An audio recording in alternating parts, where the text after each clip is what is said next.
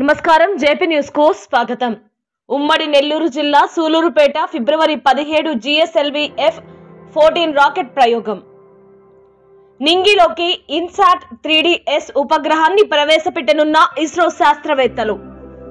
భారత అంతరిక్ష పరిశోధన సంస్థ సతీష్ ధావన్ స్పేస్ సెంటర్ శ్రీహరికోట నుండి ఈ నెల 17వ తేదీ PSLV F-14 రాకెట్ ను శ్రీహరికోటలోని రెండవ ప్రయోగ వేదిక నుండి శాస్త్రవేత్తలు నింగిలోకి పంపనున్నారు। జిఎస్ఎల్వి F-14 రాకెట్ ద్వారా ఇన్సాట్ 3DS ఉపగ్రహాన్ని కక్షలోకి ప్రవేశపెట్టనున్నారు।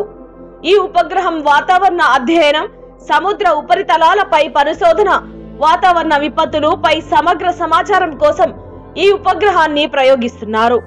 ఈ ప్రయోగానికి సంబంధించి ఉపగ్రహ అనుసంధాన కార్యక్రమం పూర్తి చేసినట్లు ఇస్రో శాస్త్రవేత్తలు తెలిపారు।